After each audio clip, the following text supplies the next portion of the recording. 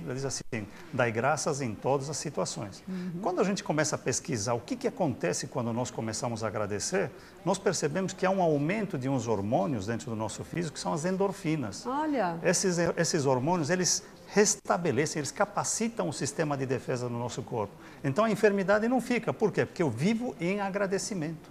E se eu tenho uma dor, essas endorfinas, veja que interessante, são 20 vezes mais potentes que as morfinas. Ou seja, aquilo elimina a dor. Que coisa boa. Só com o agradecimento. Viu? E é tão fácil, né? Para alguns é difícil, mas não custa começar. Tem que treinar. Não custa começar. Temos uma participação de São José do Rio Preto, da Iracema. Alô? Eu queria falar com o doutor o seguinte, eu fiquei casada há 53 anos com meu marido. Ele faleceu faz 14 meses e de uma maneira assim, meia rápida. E eu não me conformo, choro demais. Não tenho tido calma para nada. E eu gostaria que ele... Como que eu tenho que agir? Como que eu devo agir? Porque eu não consigo. Entendi, Iracema. Olha, obrigada pela sua participação e você já deu um grande passo. Talvez você não saiba, mas um dos passos mais importantes é falar do assunto. Porque se entrar naquela situação lá, do caso que eu contei, que a pessoa não pode chorar, que a pessoa não pode sentir, já começa a aprender, né? Exato. E o fato da Iracema ter ligado, ter pedido esse socorro, já é um grande passo, não, doutor? É verdade. Mas ela quer saber como superar isso. O que o senhor poderia orientá-la nesse sentido? Veja bem, Iracema, é importante o que você já fez, né? Assim como a Mirtz já colocou, você poder compartilhar, você se abrir. Isso é uma dádiva, né? A gente poder abrir o nosso coração, a gente poder expressar aquilo que nós estamos sentindo. E com certeza nós estamos com você nesse processo, nós entendemos você, porque o luto precisa ser vivido, não é? É um período de adaptação, período de reciclamento e, logicamente, o hábito faz com que tudo isso traga uma sensação, um sentimento ainda constrangedor, um sentimento que não é agradável. Mas pense o seguinte, Iracema, nós todos estamos passageiros aqui, não é? Sim, todos nós vamos passar de alguma maneira. O que é importante é a gente entender a graça da vida, o dom da vida, não é? Nós temos que viver o melhor possível e a melhor maneira de viver é viver realmente reconhecendo que nós somos filhos do Criador e que Ele colocou um tempo para cada um.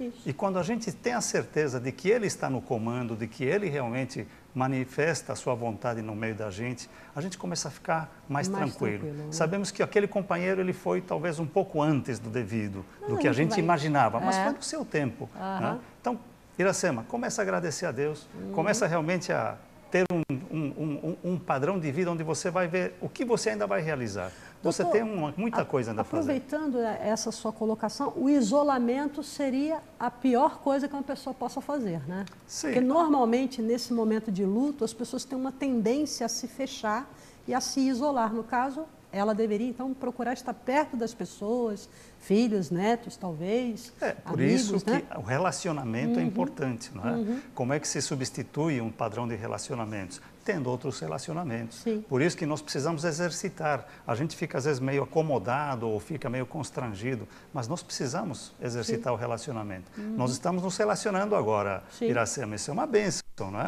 E da mesma maneira você pode fazer isso com a tua família, fazer com as pessoas em volta. Isso vai trazer mais conforto, você vai perceber que todos estamos com o mesmo interesse de que você realmente passe por essa fase e você continue a tua vida normalmente como sempre foi. Estamos torcendo por você, Iracema. Antes de eu chamar a próxima ligação, a Sandra tem um e-mail que chegou aqui para o nosso programa. Sandra, de quem é o e-mail? Qual que é a pergunta? O e-mail é da Luara, né, de Sergipe. Ela diz o seguinte: eu gostaria de saber se quando uma pessoa termina um relacionamento, ela poderá ter algum problema com a saúde. Interromper um relacionamento, brigar com o namorado, ou romper com os pais, ou com o marido, enfim. Pode afetar aí a saúde? Veja bem, o nosso corpo ele sempre vai manifestar alguma reação, né? Quando a gente toma um susto, o que acontece? O coração bate mais rápido. É verdade. Né? Os pelos fica tudo em pé, não é? A boca fica seca, as mãos ficam suadas, tudo isso. Alguns sentem dor no estômago. Sentem dor no estômago, uma série de coisas. Então, o nosso organismo ele foi feito para sempre manifestar uma reação. Agora, quando aquilo se torna crônico, quando aquilo se torna constante, então aquela pessoa que está na fossa vai ficar lá uma semana, um mês, 2 anos, 3 anos, aquilo começa a afetar, né? Porque aquela química que o corpo está mostrando, ela é feita para um determinado tempo, para realmente nos dizer que nós estamos passando por uma transformação. Mas quando aquilo se torna crônico, é que é o problema. Então, aí que a pessoa tem que ver o quê? Um relacionamento terminou. Nós temos que acostumar-nos com a ideia do seguinte: nós vivemos sempre num mundo de semeadura, né? Então, aquele relacionamento terminou, é uma semente que vai dar um fruto e a gente vai estar melhor trabalhado, nós vamos nos sentir melhor quando a gente entender que esse relacionamento foi um ensinamento para a gente estar se colocando com a possibilidade de um outro relacionamento, melhor já sem tantas falhas, analisando aquilo que a gente viveu, não jogando a culpa para o outro, mas entendendo que nós estamos em transformação. Né? Amadurecimento, faz parte da vida. Viu? E gera saúde.